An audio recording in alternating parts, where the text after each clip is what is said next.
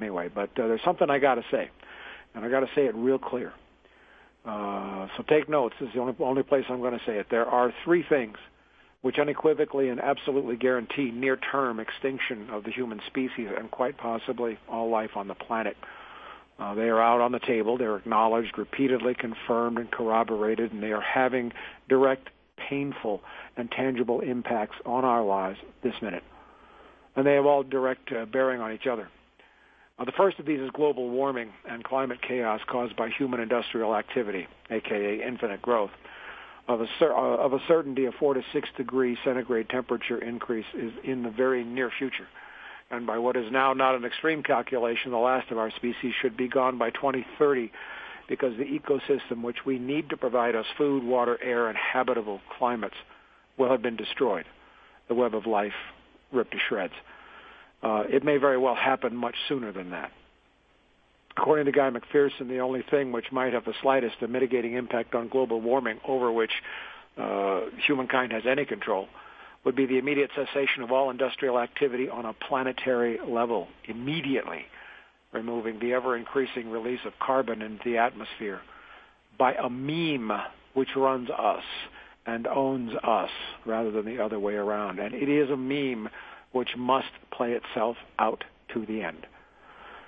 The second of these causes of death is radiation. By now we understand fully that the totally unresolved and uncontrolled disaster at Fukushima has for 33 months bombarded the entire northern hemisphere and Pacific Ocean with radiation. A lesser realized truth is that there are some 60 nuclear power plants around the United States that are boiling along long past their planned operating lives. They're rickety, they have fires, they have leaks, they have cooling system failures, they flood. There are also many nuclear storage facilities like Hanford and Westlake outside of St. Louis, which in the case of Hanford are releasing, or Westlake are in serious danger of releasing enormous quantities of radiation into the air, water tables, and soil. It takes 40 years, a lot of money, energy, and an enormous amount of fossil fuel to fully decommission a nuclear reactor. Absent industrial civilization, it will never be possible to safely shut down all 450 operating nuclear reactors and recover or maintain control of perhaps thousands of nuclear waste facilities around the world. And our obligation is to provide safe and secure storage for all of that radioactive waste for 1 million years. Mankind has yet to build a structure which will last 50,000 years, let alone 1 million. Damned if we do, damned if we don't. But there's a third element that triply seals our fate. It's called exponential growth. Just recently on Facebook, a friend posted a great video from the late Professor Al Bartlett of Princeton, who throughout his career, he was the champion of sounding the alarm on what exponential growth means. He was a fabulous human being, and he had a wicked sense of humor. He's so much fun to be with. This isn't higher math. It's actually simple arithmetic. If one starts with a square on a checkerboard and puts 1 grain of rice on that square, 2 on the next, 4 on the next, 8 on the next, doubling for each square, by the time one reaches the last of 64 squares, there will be an amount of rice greater than the annual output of most Asian nations combined. Now let's look at infinite growth as though it were taking place in a glass or a petri dish or on a finite planet which, when full and containing no more resources, spells the complete die-off of whatever was growing inside due to resource exhaustion. It's true for caribou, it's true for bacteria, it's true for human beings. As the late Terence McKenna warned as he predicted the end of history in the late 1990s, if the doubling takes place every minute, then just 1 minute before the inevitable population collapse, the petri dish would only be half full. When McKenna sounded these warnings, roughly a decade before I started, human population was only 3.5 billion.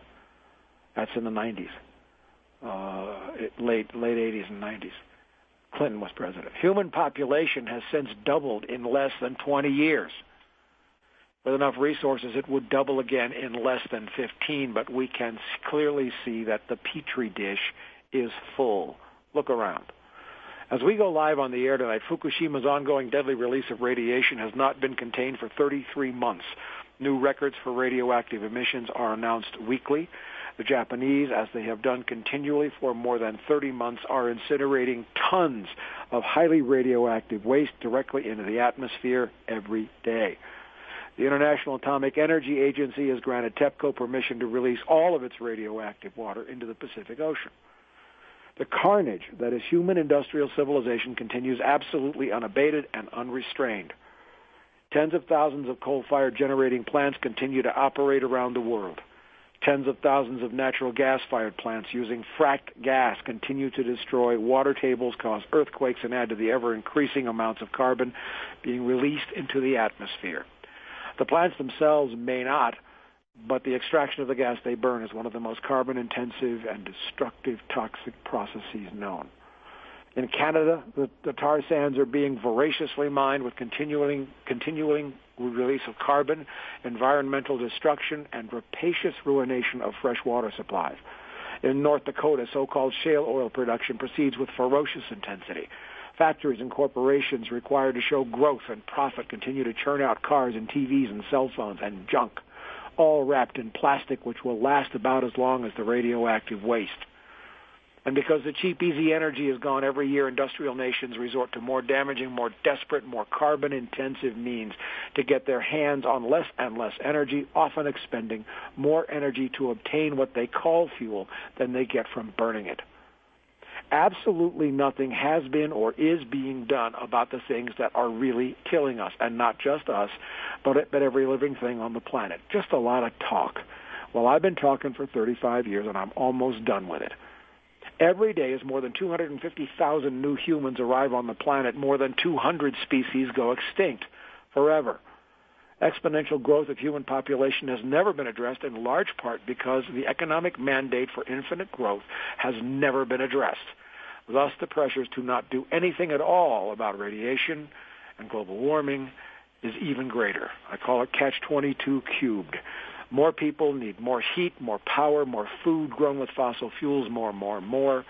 This is the end of more.